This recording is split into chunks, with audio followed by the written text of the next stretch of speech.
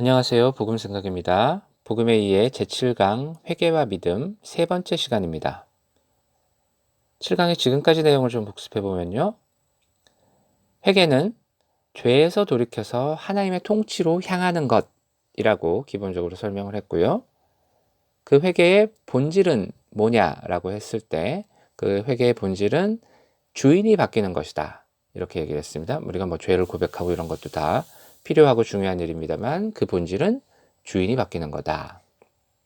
이런 얘기였죠. 그래서 오늘부터 믿음에 대해서 다루게 될 텐데요. 믿음에 대해서 우리가 많이 들어봤던, 많이 인용하는 말씀 몇 구절을 한번 생각해 보려고 합니다. 자, 처음 볼 말씀은 요한복음 1장 12절 말씀입니다. 영접하는 자, 곧 그 이름을 믿는 자들에게는 하나님의 자녀가 되는 권세를 주셨으니. 대단히 많이 인용되는 말씀이죠. 많이 들어보셨을 텐데 여기서 믿는 것과 동일시되고 있는 게 뭡니까? 영접하는 거죠. 영접하는 것. 이게 간혹 오해되는 본문인데 영접이라는 게 뭐냐 했을 때 실제적으로 노방전도 하거나 이럴 때는 영접 기도하는 것을 영접하는 걸로 이렇게 하죠. 그래서 영접 기도를 따라하라고 한 다음에 그걸 따라하면 이제 당신은 하나님의 자녀가 되었습니다. 이런 식으로 넘어가는 경우가 있지 않습니까? 그러니까 영접 기도를 하면 영접을 한 거고 그게 믿는 거고 그러면 하나님의 자녀가 된다. 이렇게 이해하는 거죠. 어떤 분의 책에서 이런 얘기가 나오는데 만약에 앵무새를 잘 훈련시켜서 이 앵무새가 영접 기도를 따라하게 만들면 그 앵무새는 구원받는 거냐? 이런 얘기가 나옵니다. 그럴 리는 없죠. 그럴 리는 없죠. 그러면 이 영접이라는 게 무슨 뜻이냐를 이해하기 위해서 이게 요한복음 1장 12절이니까요.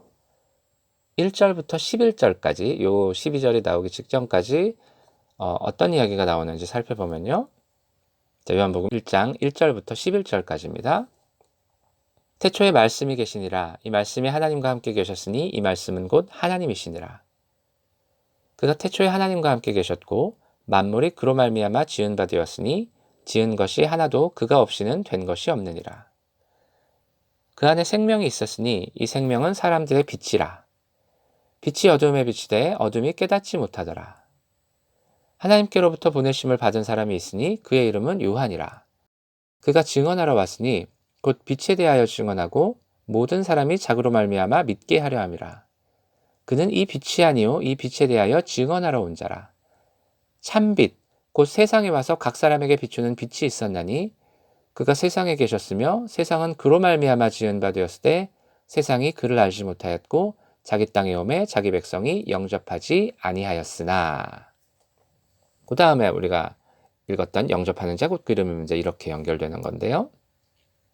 다시 살펴보면 맨 앞부분은 말씀이 하나님이다 이렇게 시작하죠. 그리고 이 말씀이 육신이 되어서 오신 것이 예수님이다. 14절에도 나오는데 말씀이 육신이 되어서 오신 것이 예수님인데요. 그 다음에 4절 5절은 빛에 대해서 얘기를 하고요. 그 다음에 9절도 빛에 대해서 얘기하고요. 이제 6절부터 8절까지는 세례 요한에 대한 얘기고요.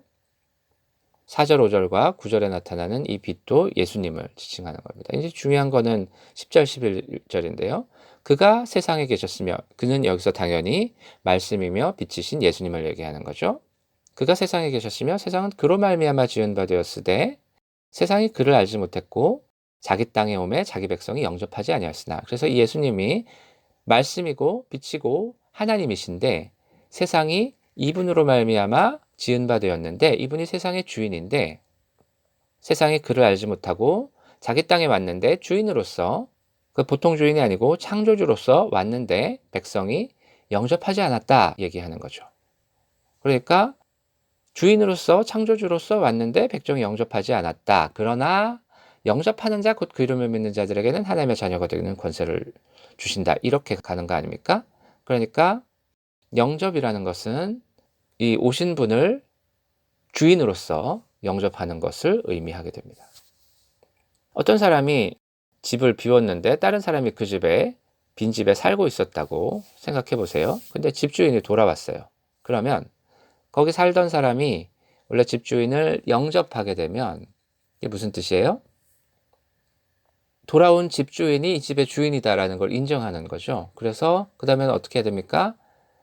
거기에 살던 사람은, 빈집에서 살던 사람은 그 돌아온 주인의 처분에 의해서 뭐 나가라 그러면 나가야 되고, 어디 구석에서 살아라 그러면 그래야 되고, 그렇게 되는 거죠.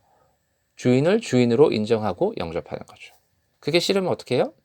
영접하지 않고 거절하는 거죠. 그렇게 되는 겁니다. 그래서 이분이 정당한 주인으로서 왔는데, 예수님이 내 인생의 정당한 주인으로서, 나의 창조주로서 왔는데, 내가 영접하면 그분이 내 인생의 주인이라는 걸 인정하는 게 되죠. 그게 싫으면 이제 영접하지 않고 거절하게 되는 거죠. 그래서 영접한다는 말은 그런 의미다라는 거고요. 자, 다음 말씀 볼까요? 사도행전 16장 31절입니다. 이르되 주 예수를 믿으라. 그리하면 너와 내 집이 구원을 받으리라 하고. 여기서 주목할 한 글자는 주라는 말씀입니다. 주 예수를 믿으라. 주라는 말이 무슨 뜻이에요? 주인이라는 뜻이죠. 주인이라는 뜻입니다. 주인이라고 쓸 때에 이제 인자가 사람 인자이기 때문에 하나님에 대해서는 정확한 표현은 아니죠. 하나님께 대해서 쓸 때는. 그래서 주라고 쓰는 게 적절한 건데요. 이 표현이 신약성경에 계속해서 나타나는 표현입니다. 주 예수 그리스도, 우리 주 예수 그리스도, 예수 그리스도 우리 주. 계속 주라는 표현이 예수님을 지칭할 때 계속 반복되는 표현인데요. 너무 자주 사용돼서 그 의미를 우리가 그냥 넘어가는 경우가 많은 거죠. 그래서 그 주 예수 그리스도, 예수 그리스도 우리 주라고 말할 때마다 예수 그리스도가 내 인생의 주인이다라는 것을 고백하는 겁니다. 그 얘기를 계속해서 신약 성경이 그 엄청난 횟수로 계속 반복해서 얘기를 하는 겁니다. 그래서 주 예수를 믿으라는 말씀은 당연히 예수님을 주인으로 삼는 것을 빼고는 얘기할 수 없죠. 그래서 믿음은 예수님을 주인으로 삼는 것을 여기서도 포함하게 되는 거죠. 자, 다음 말씀 볼게요. 로마서 10장 9절부터 10절까지 말씀입니다. 내가 만일 내 입으로 주를 시인하며 또 하나님께서 그를 죽은 자 가운데서 살리신 것을 내 마음에 믿으면 구원을 받으리라.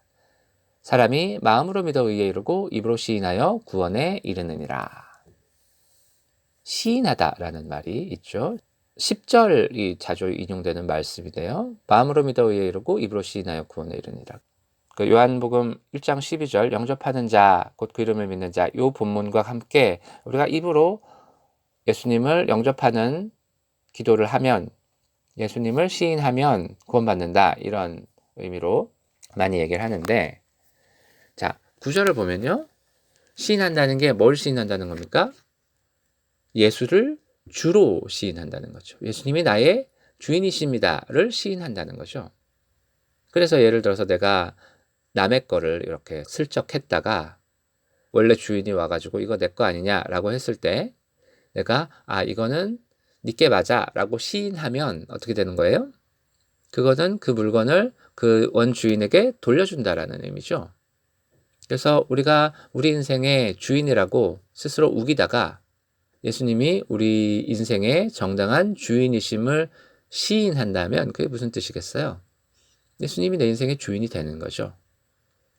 예수를 주로 시인한다라는 거죠. 그래서 말만 하면 된다, 이런 뜻으로 이해하면 곤란한 거죠. 당연히 예수님이 내 인생의 주인임을 시인하면 예수님이 내 인생의 주인이 된다라는 것을 의미하게 되는 거죠. 그런 의미입니다.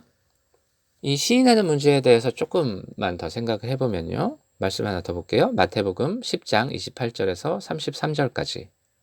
몸은 죽여도 영혼은 능히 죽이지 못하는 자들을 두려워하지 말고 오직 몸과 영혼을 능히 지옥에 멸하실 수 있는 이를 두려워하라. 참새 2마리가 한 아사리온에 팔리지 않느냐. 그러나 너희 아버지께서 허락하지 아니하시면 그 하나도 땅에 떨어지지 아니하리라. 너희에게는 머리털까지 다 세신바 되었나니 두려워하지 말라. 너희는 많은 참새보다 귀하니라. 누구든지 사람 앞에서 나를 시인하면 나도 하늘에 계신 내 아버지 앞에서 그를 시인할 것이요. 누구든지 사람 앞에서 나를 부인하면 나도 하늘에 계신 내 아버지 앞에서 그를 부인하리라. 그래서 끝부분에 시인하고 부인하는 것을 얘기를 하는데, 예수님을 시인하고 예수님을 부인하는 얘기가 나오는데요. 이 앞에 나오는 얘기를 보면 몸은 죽여도 영혼을 능히 죽이지 못하는 자들 두려워하지 말라 이렇게 얘기를 합니다. 이게 어떤 정황을 얘기하는 거냐 하면 예를 들어서 초대교회 때 로마 황제가 주가 아니고 예수가 주라고 시인하는 거죠. 그래서 로마 병사가 목에 칼을 들이대고 예수가 주가 아니라고 하면 살려주고 주라고 시인하면 죽이겠다 이렇게 할 때에 시인하는 거를 얘기하는 겁니다. 무슨 얘기인지 아시겠죠? 그러니까 이 경우에는 목숨을 걸고 예수님을 시인하는 걸 얘기를 하는 겁니다. 그러니까 앞에서 봤던 말씀도 그렇고 이 말씀도 그렇고 그냥 입으로만 몇 마디 하면 되는 거를 말하는 건 아닙니다. 뭐 둘 다 실제로 입으로 말하는 걸 얘기를 하지만 거기에 훨씬 더 큰 것이 연결되어 있는 거를 얘기하게 되는 거죠. 두 구절을 한꺼번에 읽고요. 얘기해 볼게요. 자, 히브리서 3장 17절 19절. 또 하나님이 40년 동안 누구에게 노하셨느냐? 그들의 시체가 광야에 엎드러진 범죄한 자들에게 아니냐? 또 하나님이 누구에게 맹세하사 그의 안식에 들어오지 못하리라 하셨느냐? 곧 순종하지 아니하던 자들에게가 아니냐? 이러보건대 그들이 믿지 아니함으로 능히 들어가지 못한 것이라. 요한복음 16장 9절입니다. 죄에 대하여라 함은 그들이 나를 믿지 아니함이요. 자, 이게 믿지 않는 것이 죄다라고 얘기하는 본문인데요. 이게 제2강 죄와 사망에서 언급했던 본문입니다. 그래서 이 얘기를 하고 믿지 않는 것이 죄라고 이 본문들은 얘기합니다. 그러나 우리가 믿음에 대해서 다뤄야 되기 때문에 7강으로 넘기겠습니다. 그렇게 얘기했었습니다. 자, 믿지 않는 게 죄다라는 거죠. 왜 그렇습니까? 믿음은 지금까지 오늘 설명한 거에 따르면 하나님을 주인으로 모시는 것이다 라는 거고요. 죄는 뭐예요? 하나님의 통치에 대한 거부죠. 그러니까 하나님을 주인으로 모시지 않는 게 믿지 않는 것이고 이 믿지 않는 것이 하나님의 통치에 대한 거부인 거죠. 하나님을 주인으로 모시지 않는 것이 하나님의 통치에 대한 거부인 거죠. 당연하죠. 그러니까 믿지 않는 게 죄가 된다라는 겁니다. 자, 그래서 오늘 믿는 것과 관련돼서 흔히 오해되는 경향이 있는 여러 구절들을 살펴봤는데요. 믿는다는 것에 있어서 가장 핵심적인 게 뭐냐 하면 하나님을 예수 그리스도를 내 인생의 주인으로 모시는 것이다. 그게 안 되면 믿음이 아닌 겁니다. 제대로 된 믿음이 아닌 겁니다. 자, 오늘은 여기까지 하고요. 다음 영상부터 믿음에 대해서 더 살펴보겠습니다.